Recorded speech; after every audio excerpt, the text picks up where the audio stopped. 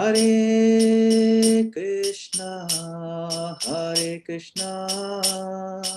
Krishna Krishna, Hare Hare, Hare Rama, Rama Rama, Hare Hare, Hare Krishna, Krishna Krishna, Hare Hare, Hare Rama, Rama Rama, Hare Hare, Hare Krishna, Krishna Krishna, Hare Hare, Hare Rama, Rama Rama, Hare Hare, Hare Krishna, Krishna Krishna, Hare Hare, Hare Rama, Rama Rama, Hare Hare, Hare Krishna, Krishna Krishna, Hare Hare, Hare Rama, Rama Rama, Hare Hare, Hare Krishna, Krishna Krishna, Hare Hare, Hare Rama, Rama Rama, Hare Hare, Hare Krishna, Krishna Krishna, Hare Hare, Hare Rama, Rama Rama, Hare Hare, Hare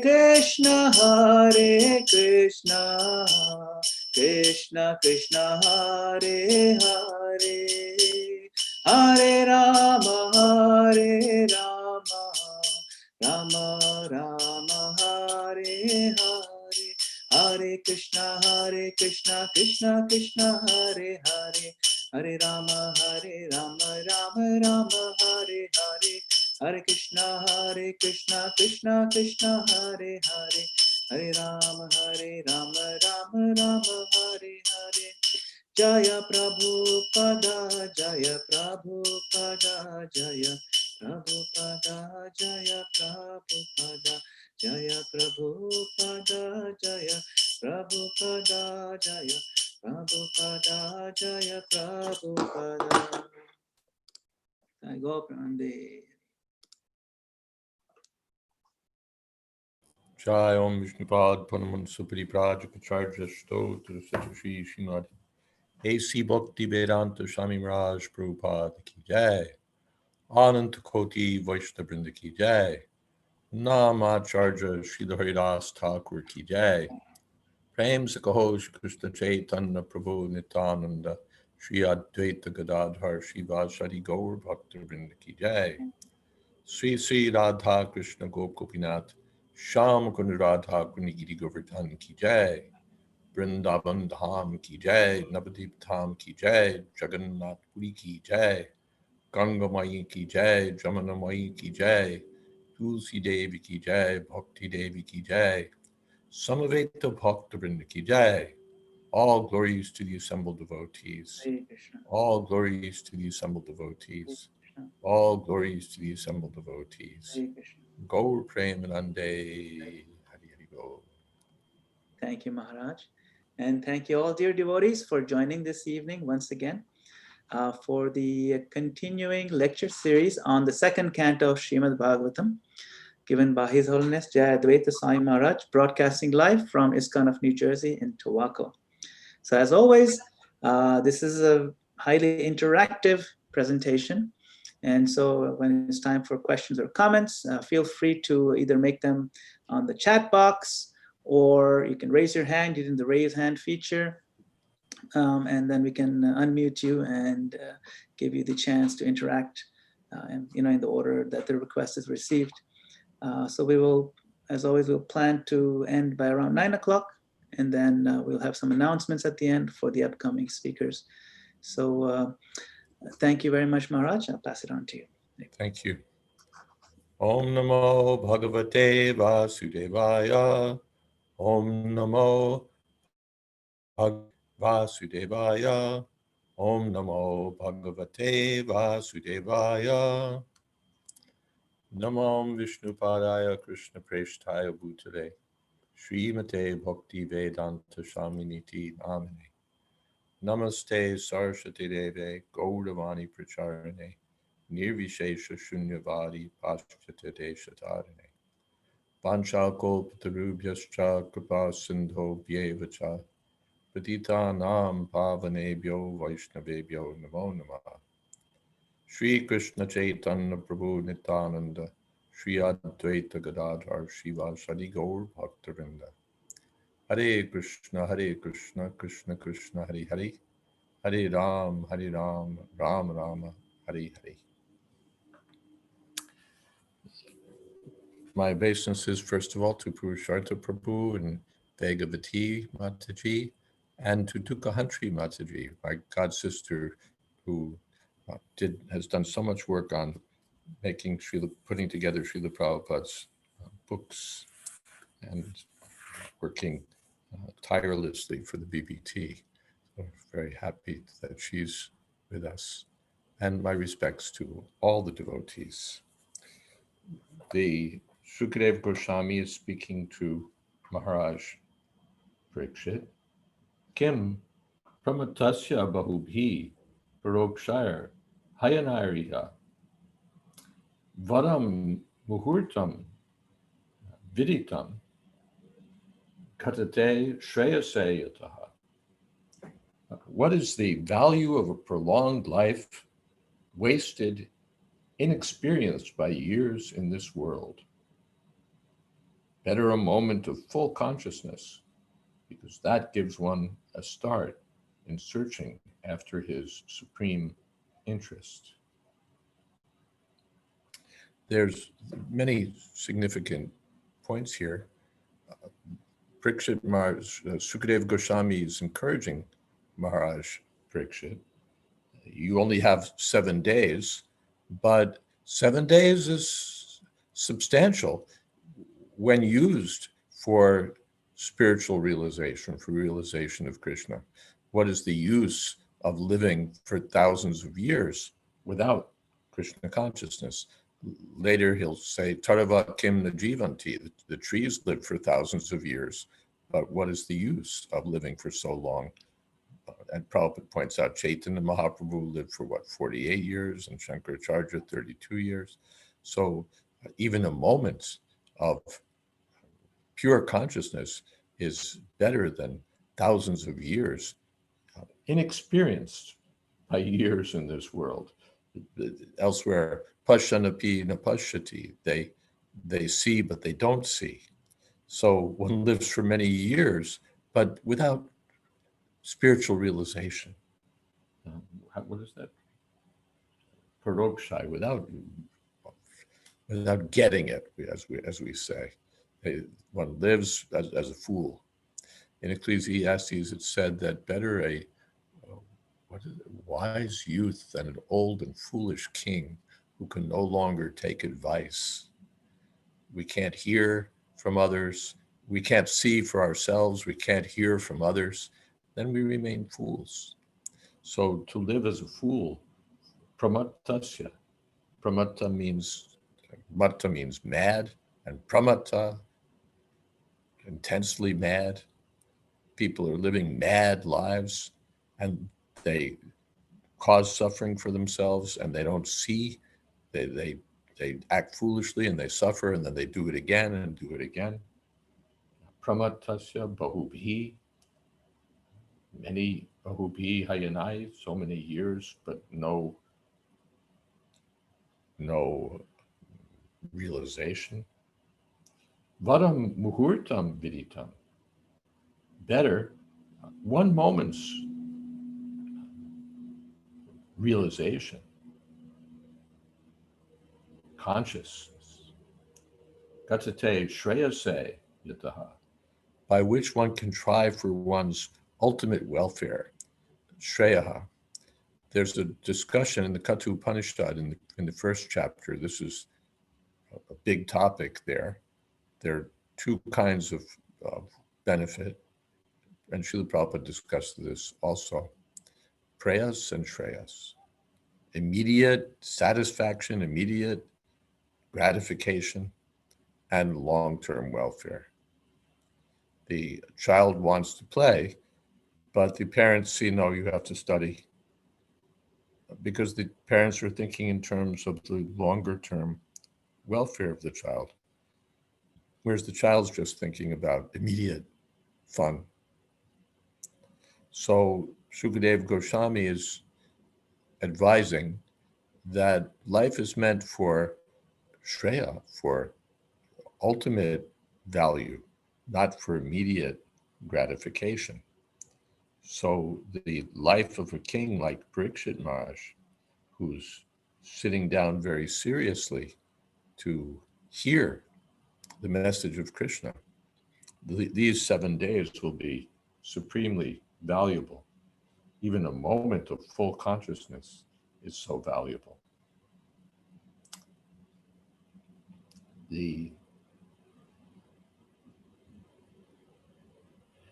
We should know in perfect consciousness that human life is bestowed upon the conditioned soul to achieve spiritual success, and the easiest possible procedure to attain this end is to chant the holy name of the Lord. And then Srila Prabhupada, who discussed at length in the previous verse the 10 offenses against the holy name, gives some further discussion about the offenses to the holy name. Particularly, one should not neither blaspheme the devotee of the Lord nor indulge in hearing others who are engaged in belittling a devotee. One should neither hear nor allow vilification of a devotee of the Lord. That particular point stands out.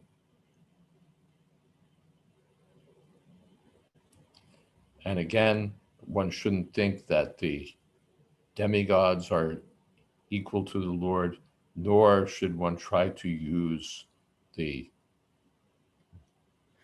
value of the Lord's holy name to neutralize sinful activities and continue them.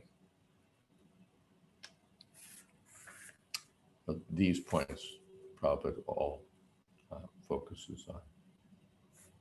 All right, are there some questions here? Any comments so far?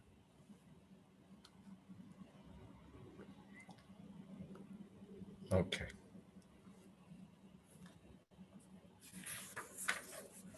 Katvango Nama Rajar Shir Gyatveyatam Ihayusha Muhurtat Sarva Mutsrija Gatavan Apayam Horim.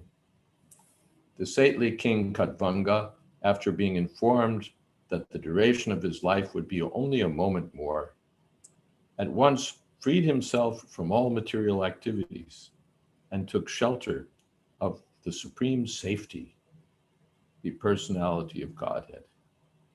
So here's an illustration of the point that Shukadev Goswami has just made, that King Katvanga had, he fought on behalf of the demigods, and the demigods were pleased with him, so they gave him a benediction. What would you like? Yes, I'd like to know how much longer I'll live. Not long, just a moment. So then he at once took shelter of Krishna. He left the heavenly kingdom and came down to earth and took shelter of the personality of Godhead. So in one moment, his life was successful.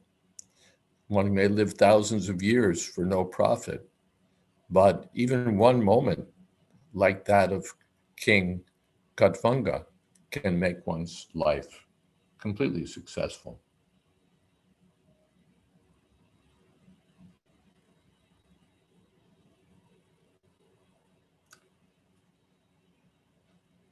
The activities to meet the immediate necessities of material life are not everything.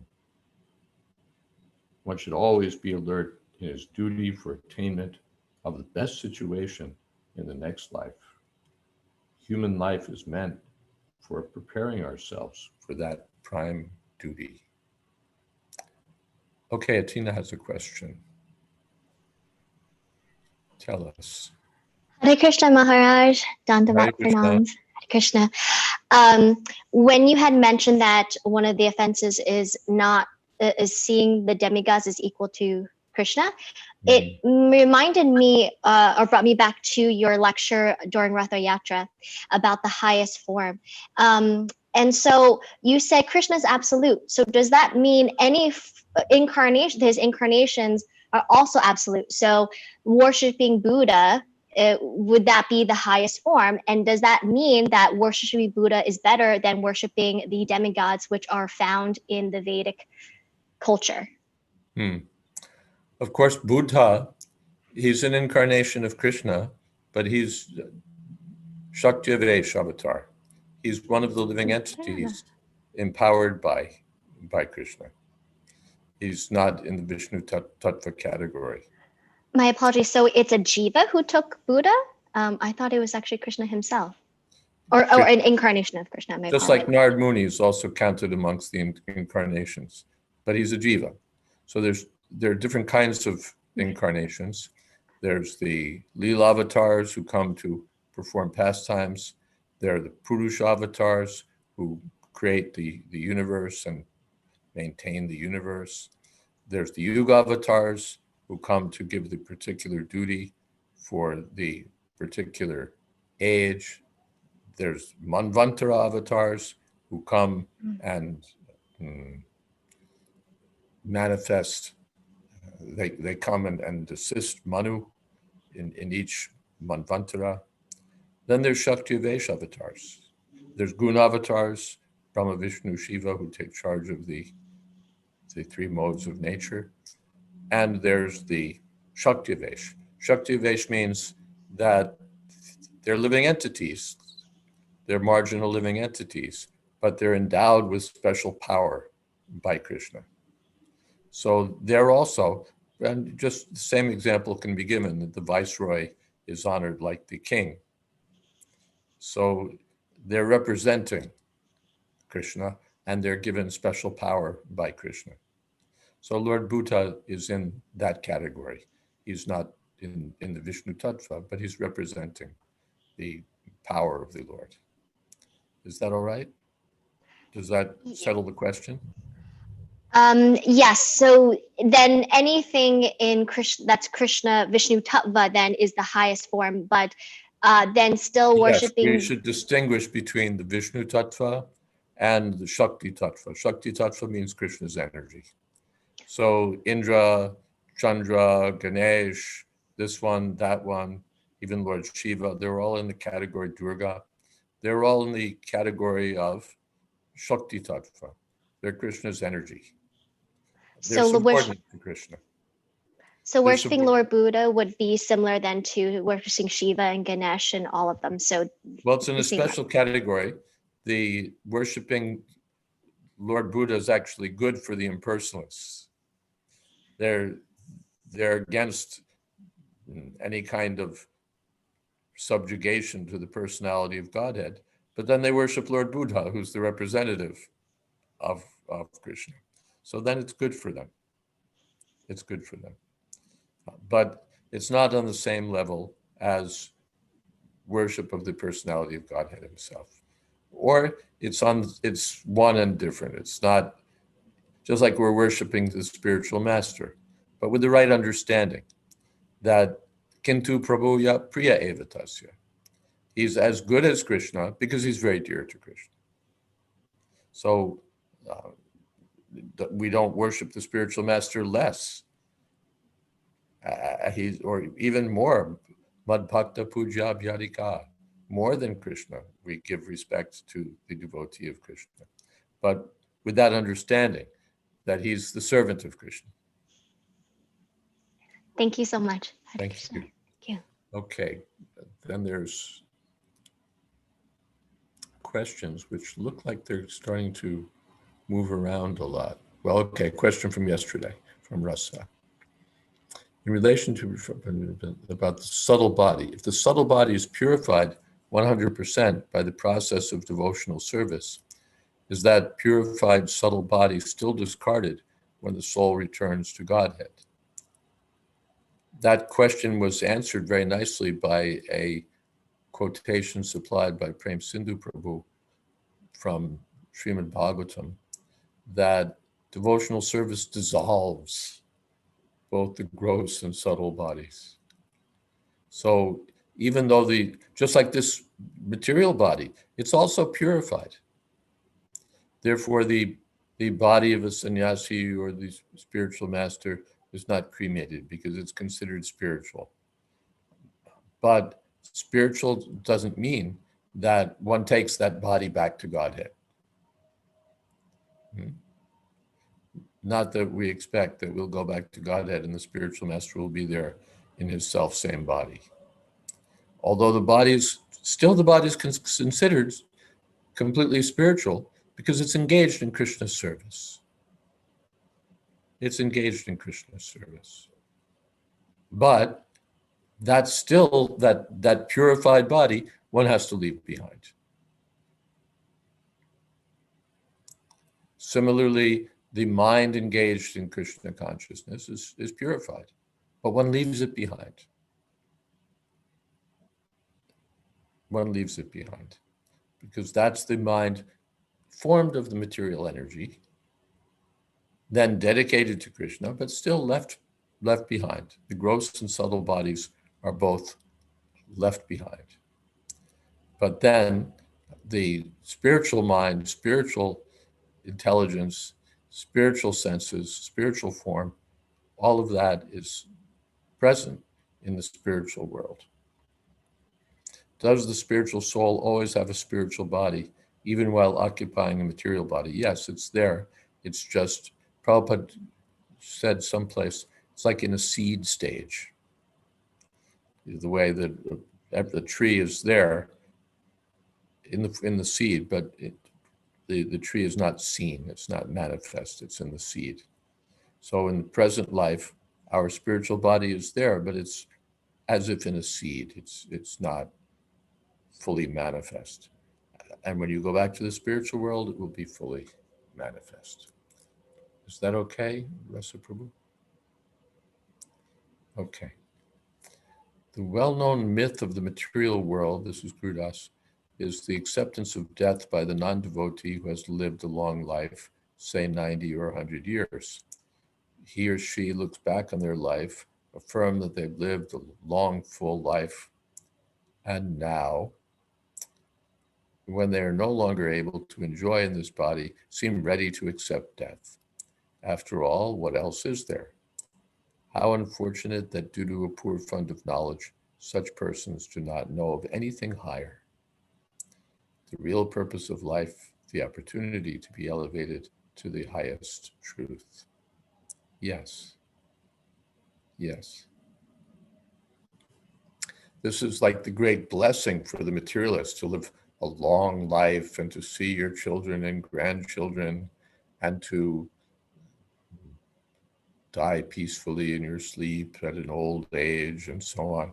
So materially, that's a great blessing. My mother's 97 and she's in good health and so on. So it's a blessing, certainly. But it's not the ultimate blessing. It's not the ultimate blessing. Simply to live a long life is not enough. There, and Tardavakim Najivanti, the trees live a lot longer. So even the short life of, I was just hearing in one of our grand disciples, his brother and sister-in-law lost a child after, I think, 7 months, just a young baby. But he told me the child in the womb heard the whole Chaitanya Charitamrita, and his whole life, that short life of that child was just Krishna consciousness. So it may seem like a great tragedy the child dies so soon, but from another point of view, it's a great blessing. The child skipped all the troubles of that life, and by Krishna's arrangement, the whole life was Krishna conscious. So Krishna has some plan, Krishna has some arrangement, and especially, of course, there we're talking about a young child, but when one is a little grown up and one has volition to choices to make, if one chooses to take shelter of Krishna, who's Abhaya, who's the source of fearlessness, Hari, who takes away all material miseries, then even a short life is so valuable. Or whatever time we spend in this life, if it's spent in Krishna's service, that's our good fortune. Damodar Sri Prabhu says, can we ever perceive the spiritual body, mind, and intelligence within the material body? How does it look like or feel?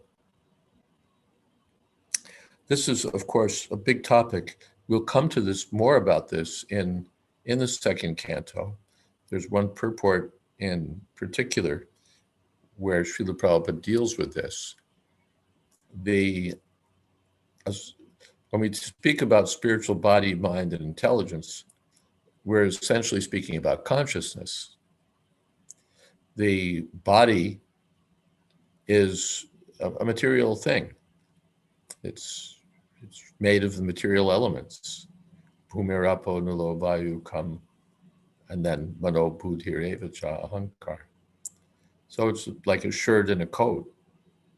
It doesn't perceive anything, it doesn't think anything, it doesn't feel anything, and yet we think, I'm this body. But in this one particular purport, Srila Prabhupada gives some guidance for a thoughtful person. Forget scriptures and all of that. Just if you're intelligent and you can think about it, well, just think about it, that you know that you exist. Every one of us has that understanding that I know that I exist. And then Prabhupada said, by some careful thinking, gradually, one will understand that I'm not this body, that I'm not this hand, I'm not these legs, and so on. And then Prabhupada takes the argument further. But the point is that an intelligent person will experience that I'm something other than this body. There's something more than just these material elements. There's a valuable seminar going on. I've mentioned it here before, that Akandati Prabhu from England, from Wales really, from the UK, is giving, in which he's presenting what he calls the Atma paradigm. That is to say, a scientific view or a philosophical view that can inform scientific endeavors, by which one recognizes consciousness as a separate and permanently existing truth. The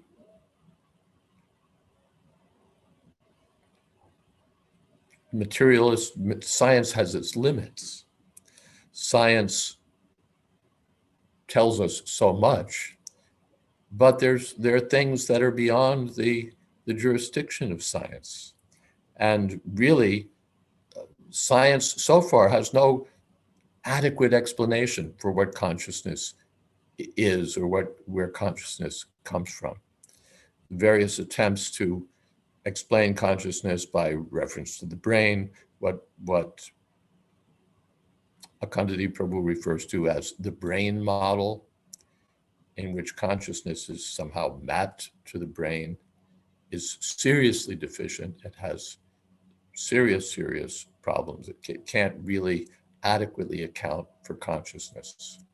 And particularly, we won't go too deeply into this, but there's something called qualia, which it can't explain at all.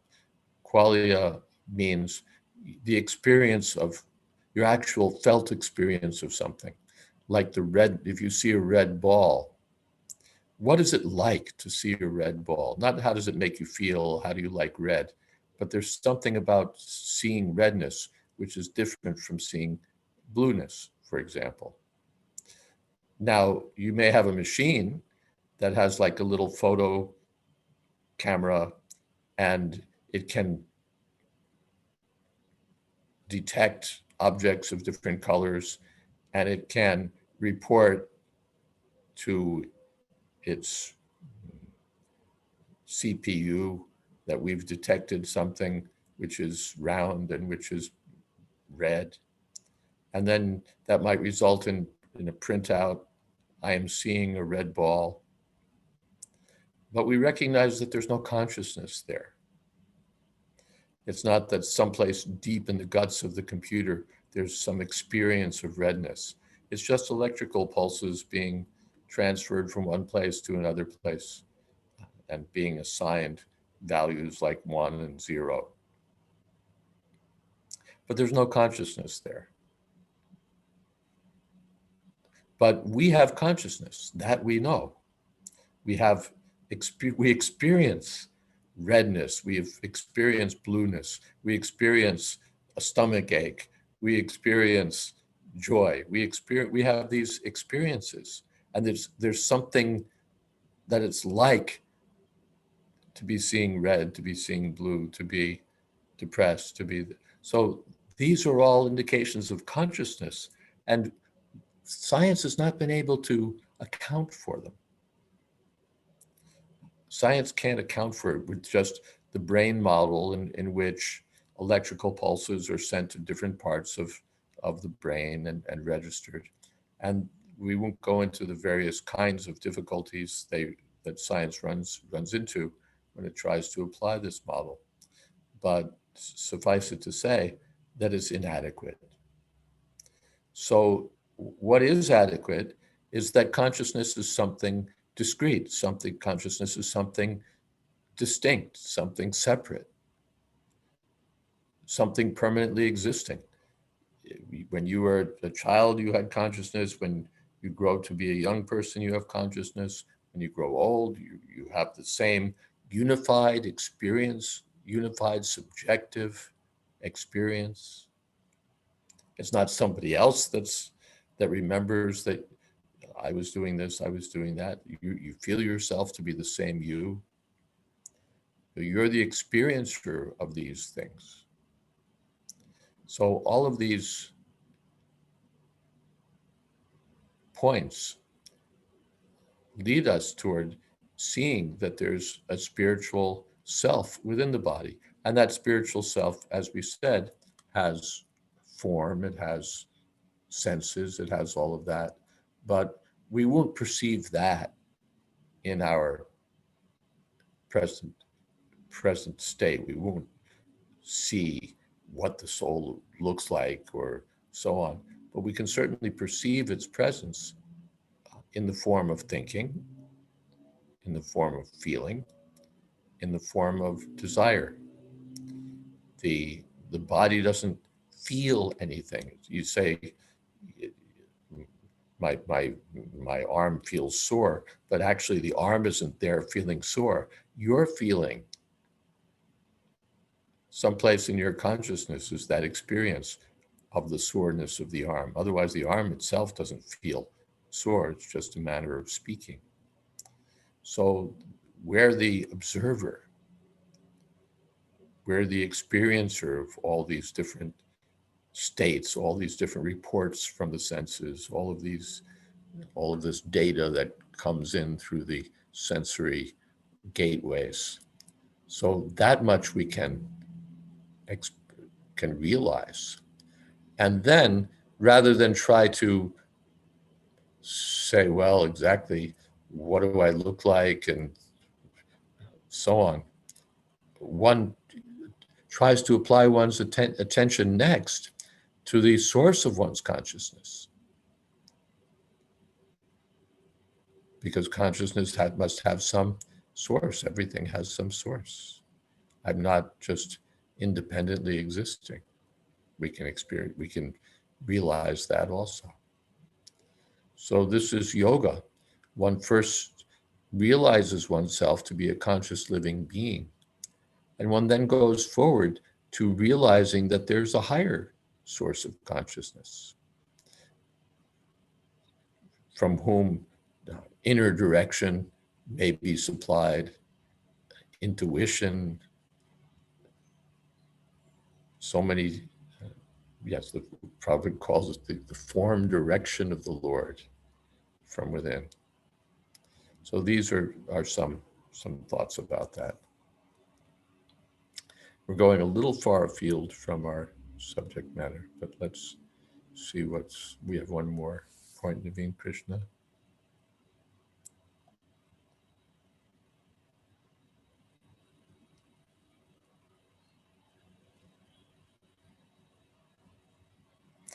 Vishnu Tattva, Shiva Tattva, and Jiva Tattva are pretty straightforward. Brahma, Narad, and other powerful demigods are under Jiva Tattva. And Buddha, Parshuram, Prithu Maharaj, and few other incarnations of Krishna, Vishnu, falls under Shakti Vesha avatars. Like, are they Vishnu Tattva or Jiva Tattva? In between, since some of the pure devotees also said they are Shakti Vesha avatars, Srila Prabhupada, etc. It's a bit confusing. Okay, so we know that Brahma, Narada, they're Jiva Tattva, you and I are Jiva Tattva. So many Jiva Tattvas running around in the material world. Then there are Jivas, living entities, who are particularly endowed with power. Shakti means power. Avesh, covering, like that, bearing. They bear the power of the Lord. And it's described, some Shaktivesha avatars represent the power of the Lord of the potency of fame. Lord Buddha represents the power to develop faith. The atheist developed faith in him. So there are different kinds of powers. Parshuram had power, military power for killing all the Kshatriyas. So they're living entities. They're Jiva souls.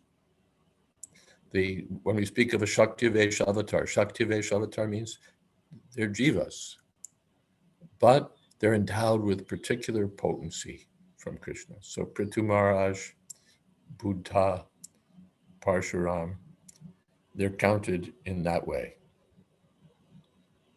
as Jiva souls with particular power from Krishna. Then about Srila Prabhupada, Srila B.R. Sridhar Maharaj commented that he was carrying the power of the Lord. What is that? Krishna Shakti Bina Nahi Tar Pravartan. Without having special power from Krishna, one can't spread Krishna consciousness all over the world. But again, Prabhupada never claimed, I'm Vishnu, I'm Krishna, I'm Chaitanya Mahaprabhu. He's servant, he's a jiva, a living entity, but empowered by the Lord for spreading Krishna consciousness. Is that all right? Thank you, Maharaj. Okay. In Srimad Bhagavatam, there's quite a few other avatars. Hamsa avatar, Dharma avatar, Yajna avatar. There's so many of them in Srimad Bhagavatam. Yeah, thank you for the explanation. Yes, that's the basic hallmark of Shakti Vesha avatar, or general definition, that they're jivas empowered by the Lord. So they're given special recognition as avatars, incarnations. They descend also from the spiritual sky or from some higher position. But they're not Krishna. They're not Vishnu Tattva. They're Jiva Tattva, but with special powers. Thank you, Maharaj. Thank you, thank you. Okay, shall we move forward? Tavapi, Tavapyetarhi Kauravya, Saptaham Jivitavati, Upakalpaya Tatsarvam, Tavadyat Samapariham. Maharaj Parikshit, now your duration of life is limited to 7 more days. So during this time, you can perform all those rituals needed for the best purpose of your next life. Prabhupada says, indirectly, the Goswami told Maharaj Parikshit he should take shelter of the sound representation of the Lord for the 7 days still remaining in the duration of his life, and thus get himself liberated. In other words, everyone can best prepare himself for the next life simply by hearing Srimad Bhagavatam, as recited by Shukadeva Goswami to Maharaj Parikshit. And then Prabhupada comments, the rituals are not formal, but there are also some favorable conditions required to be carried out as instructed hereinafter. So that's it's such a valuable point of understanding. I mentioned, would Lord Jesus be a jiva, Shakti Avesh avatar? Yes, he's generally considered like that. Oh, we're really into Shakti Avesh Tattva here. Yes, the jivas, the Shakti Avesh avatars are liberated souls, and they're empowered by Krishna. Yes. So I mentioned that my mom is 97, and so I've been giving some attention. We've been spending some time, my sister and I, and my mom, discussing what she should be doing, because she's still sharp. She's amazing, actually. At that age, she's sharp. She's clear. But when you look around and you see how people spend the end of their lives in this country, it's so sad. If they're wealthy, if they're well-to-do, then there are all sorts of communities for them. There are senior communities with, depending on, you choose your amenities, jacuzzis and indoor pools and golf courses and dining halls and chefs who prepare special meals, and you have very pleasant surroundings, and there are programs, there's entertainment, there's this, there's that, but there's no spiritual realization that we now, in the time remaining to us, we can live comfortably, we can have some camaraderie, we can have some security, that we'll be cared for, that there's a nurse on duty, and there's all of that. But there's movies, but there's no sense that, what is my life for? This question is just not in focus, that now my time is short. What should I do? What should I do? If you have the means and the foresight, then you start arranging to move into one of these communities when you're maybe in your 60s or something like that, so you can have 20 or 30 years on the golf course and in this leisurely environment. Florida is good. Southern California is good. Otherwise, anywhere may be good if it ticks the box, your box. But there's no sense. Where am I going? There's no sense. Where am I going? I've lived my whole life inexperienced by years in this world. I've lived for so many years, 20 years, 40 years, 50 years, 70 years. And I don't know where I'm going. I don't know the purpose of my life. So now my time is short. I know that. Maybe 5 years, maybe 2 years, maybe a year, maybe 7. What should I do with that time? There's just not clarity, or we might say there's not even a clue.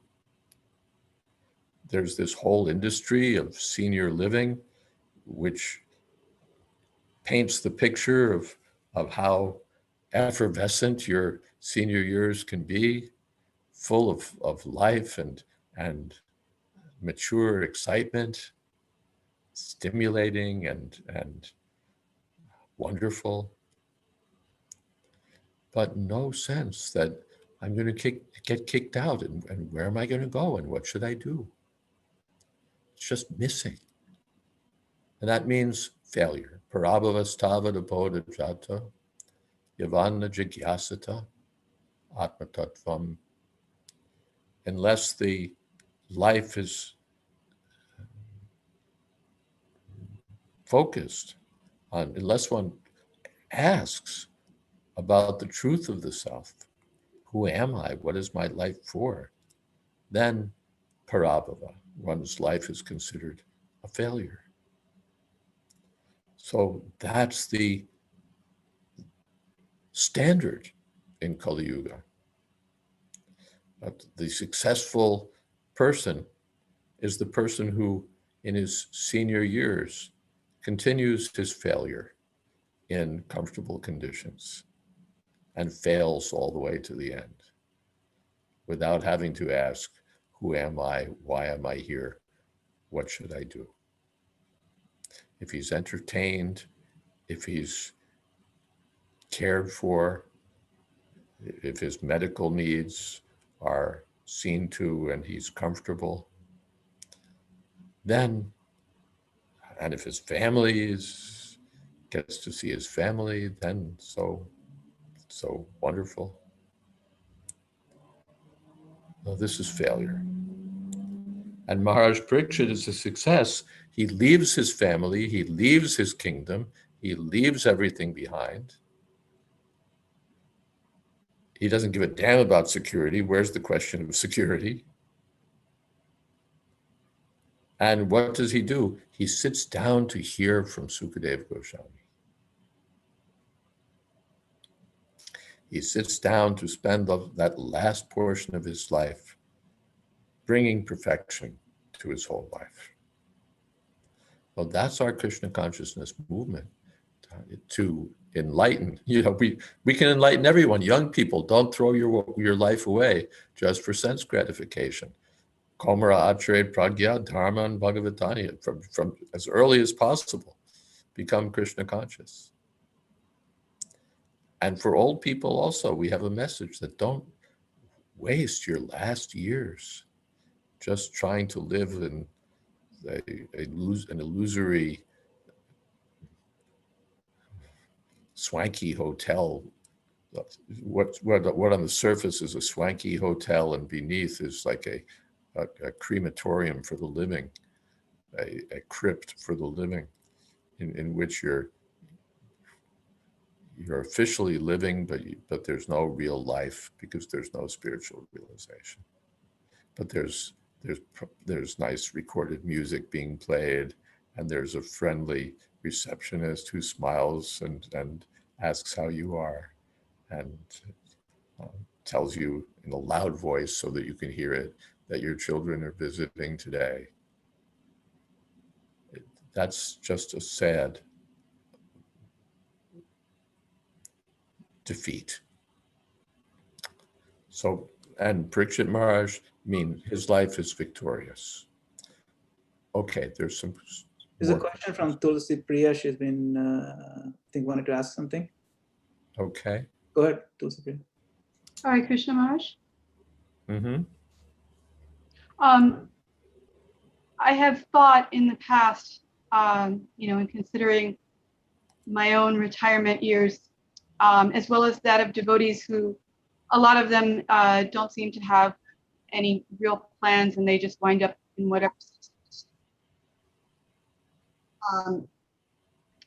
That there are also facilities for older people who aren't so wealthy, and they're sheltered. They have their needs looked after, and they have food for them and whatever. But I was thinking, would it make any sense for devotees who are approaching that stage of life to move into those areas and see them as a preaching field? Or is it is it hopeless by that stage that people that age would not necessarily be interested? One thing I've heard, to put it very politely, is there's a high rate of communicable diseases in those communities, especially like in Central Florida. There's a real reputation for older people whooping it up in their final years. And I'm just wondering, would it make any sense for devotees to be sort of, part of that, simultaneously seeing to their own needs and also seeing it as a preaching field? Well, the preaching field, I would say, is not for those who move in at usually great expense, but it's a preaching field. They're always looking for speakers. They're always looking for programs. And if one knows the ropes, knows the rules, knows the culture, knows the limits, one may be able to present interesting cultural programs that are at the same time enlightening. So of course, we hear you can't teach an old dog new tricks, but sometimes older people who still have their wits about them may catch it. Even in old age, one may catch it, that I've wasted my whole life, but still. So but I wouldn't think that one has to check in to do that. Rather, we're advised that before you reach that stage, better to check out of family life and dedicate oneself to spiritual activities. Also, just from a practical point of view, I don't think you'd want to be in one of those places. No prasadam, no association of devotees, no kirtan, no deities, no spiritual life. Why would you want to check in there? Yeah, it was just one of those passing thoughts, and I was wondering about it, but I'm not let really. it pass.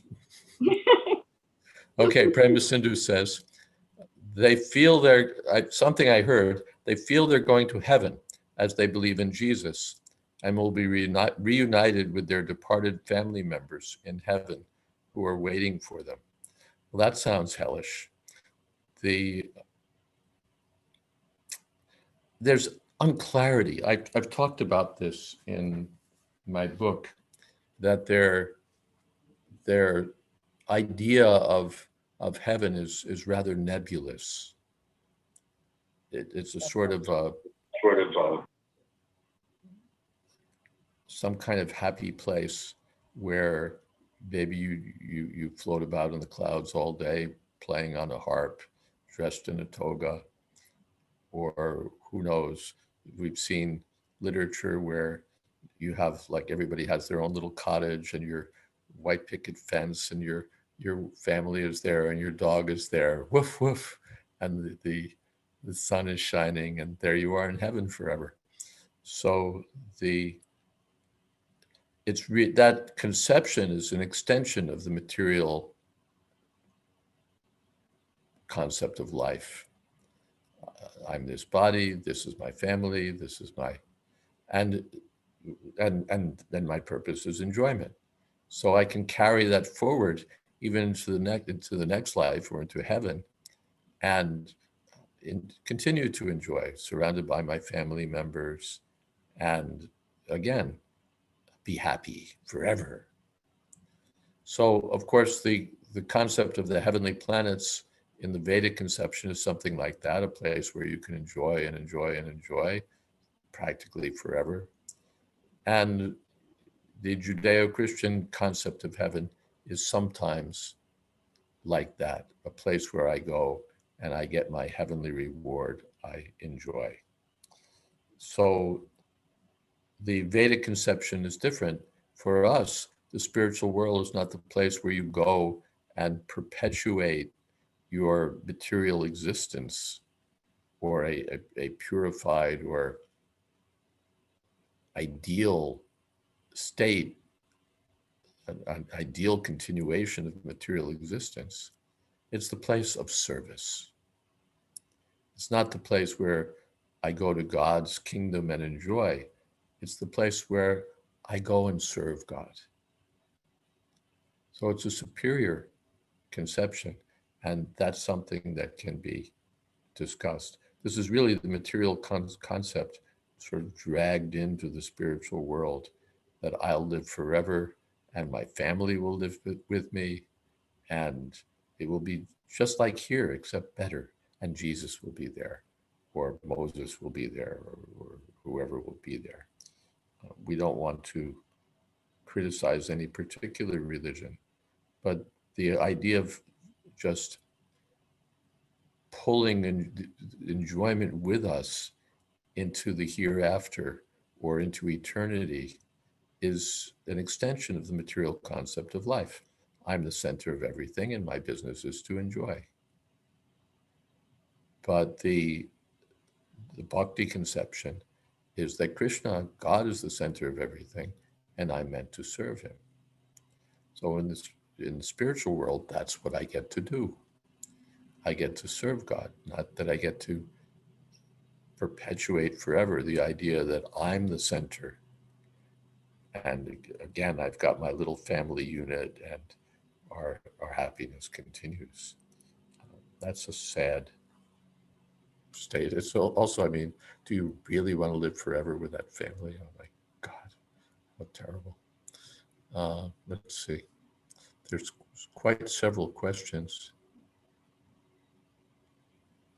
Let's see what we can do. Should we be falling any material world? Should we be falling under hating the material world, Naveen Krishna asks, or develop aversion or detachment to the material world? Or love or developing affection for Krishna to get attached to him while we're in the material world? Both are important. So much of pain and suffering or bad experience in this material world. But there's so much of joy in devotional service, like chanting, reading scriptures, serving, etc. How to strike a balance and be indifferent at times. Indifferent at times seems to be losing hope. There's no question of balance. Balance means 100% devoted to Krishna and 100% done with this material world. That's the balance. 100% either both ways. Not that 100% develop love of Krishna and 50%, the world's not so bad.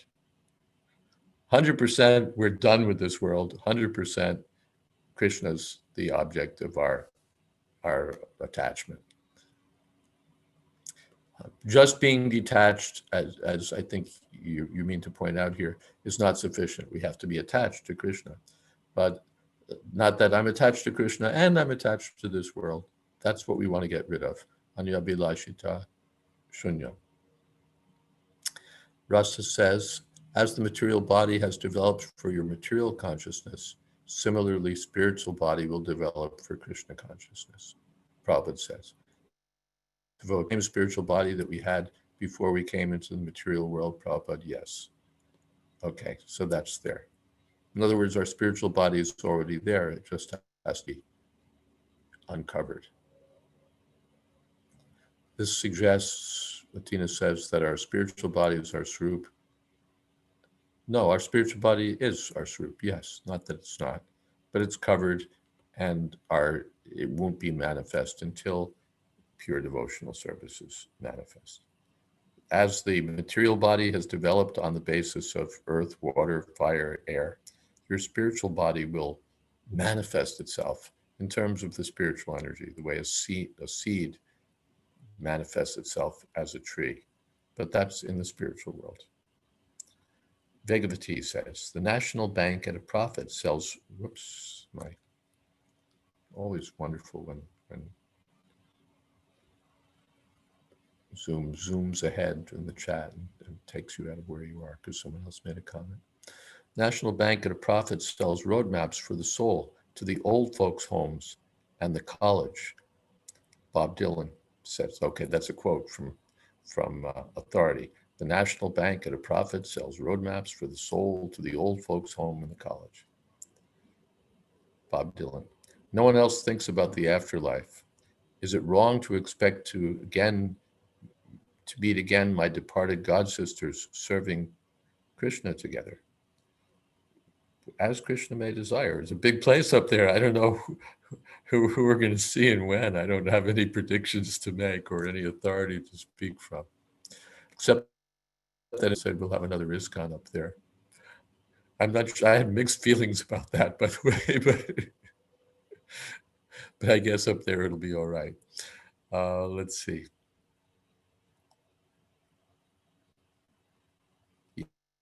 Yeah. Okay, we're at 9 o'clock exactly, and thank you very much. And we're ready to hear from Madan Gopal.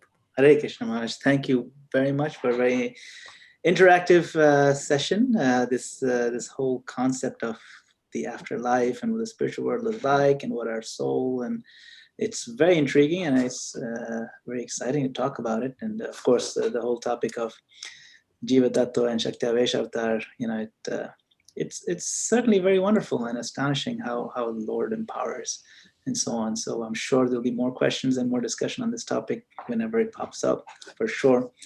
But a lot of exciting things coming down the pipeline. This Monday is Rath Yatra, Rath Yatra festival in India. Now, I've heard that this might be the first time in many years or centuries that they will not have an actual Rath Yatra in Jagannath Puri. However, we'll be having a Rath Yatra right here in Parsippany, New Jersey, a very mini one and a very social distance one. But just I'll make the announcement. And the whole weekend we'll be celebrating Rath Yatra as a collaboration. So I'm going to just share a collaboration poster so you know what I'm talking about. So starting tomorrow morning, and if you can notice the different logos at the bottom, it's a collaboration between our ISKCON of New Jersey, which is our Towaco temple in the central New Jersey, Bergen County, and ISKCON of New York City, and the Bhakti Centers. All the devotees have gotten together to kind of, in a unified way, celebrate Lord Jagannath. So starting tomorrow on this Zoom channel, this is a different Zoom channel, which is the ISKCON NJ, or you can see it on ISKCON CNJ on the YouTube and on Facebook. So you can make a note of this Zoom channel. So it's a mixture of Zoom channels. So tomorrow morning, 10 a.m., Bhakti Purushottam Swami Maharaj on Lord Jagannath. And then 11 a.m. on this Zoom channel that you're on, His Holiness Sachinandana Swami, strengthening our relationship with Lord Jagannath. And then 3 to 6, there's Kirtan from different devotees in New York and New Jersey. And then more Kirtan at 6 to 7 by Jamil Prabhu. And then 7 to 8, Mayapuris. And then 8 to 9 by Hari Prabhu. So like that, there's a lot of festivities going on Saturday. Sunday, similarly, you can also go to the same Zoom link and you can see starting from 8 in the morning to all the way till the evening, we have the Krishna Swami, Bhakti Purushottam Swami continuing his lecture, Loknath Maharaj, Malati Devidasi, and Dehamrita Swami Maharaj. So quite a full Saturday, Sunday, and Monday as well. So you can please make a note of this particular Zoom meeting channel, or you can always go to ISKCON CNJ and get the details there. And of course, just to reiterate our announcements for the Zoom channel here. Sachinandan Swami Maharaj, tomorrow 11 a.m. And then tomorrow evening at 8 p.m. Hari Parshad Prabhu on the topic of the universality of bhakti. And then tomorrow on Sunday, Radheshyam Prabhu on the topic of converting misfortune to good fortune, Sunday 6 p.m. on this Zoom channel. So lots of festivities coming up. And then on Monday, which is a weekday and a working day, we have the Rath Yatra from 5 p.m. to 7 p.m. I understand it's a working day, but if you're in the area and you can come and just spare a few minutes and take a look at our mini Rath Yatra, we'll have our Jagannath deities. We'll do it San Francisco style, where we'll put them on a flatbed truck and just parade them on our new temple property. So this is the new temple building that you see up here. It's not yet manifest, but the land is there, and the land, the construction will be starting in just a few more days. And so we'll be doing a procession on that land itself. If you want to come and take a look, there'll be kirtan, there'll be procession and prasadam. So with that, I will pass it on to Neelamani Prabhu. Neelamani Prabhu, if you have any further invitations, announcements to make, please go ahead. No, I think, thank you, Madan Gopal Prabhu. You covered everything pretty nicely there. So again, we're all really, really excited to have the first ever Rath Yatra in Parsippany, New Jersey, which is going to be the home of our new temple. It'll be a small scale start, but it'll be very sweet, very nice to have Lord Jagannath for the first time survey our land and property and bless our whole project so that the construction may happen very smoothly and very quickly, and everyone is of course invited. Thank you, Jayadvaita Swami, for another wonderful class and very thought-provoking and very interactive session with lots of nice questions and answers. So with that, I think we'll pass it on back to you, Madan Gopal, and all the other devotees. Thank you all so much for joining. Hare Krishna. Thank you very much, Maharaj. And if anybody else would like to greet Maharaj, and you can just say a quick Haribol. Hare Krishna. Thank you, Maharaj. Thank you, Maharaj. Haribol. Hare Krishna. Dandavat Pranam Maharaj. Hare Krishna Maharaj. Hare Krishna. Hare Krishna Maharaj. Hare Krishna. Hare Krishna. Hare Krishna, Maharaj. Hare Krishna, Maharaj. Hare Krishna. Hare Krishna Maharaj. Hare Krishna. Thank you, Maharaj. Hare Krishna. Thank you very much, Prabhu. Hare Krishna. Thank you Maharaj. Hare Krishna. Hare Krishna, Prabhu. Hare Krishna Gurudev. Hare Hare. Hare Krishna. Lakshmana. Hey, Hare Hare. Hare Krishna Maharaj, thank you so much always. I love your classes so much. Hare Krishna. Thank Hare you. Krishna Maharaj. Hare Krishna Maharaj. Dandavat Hare Pranam Krishna Maharaj.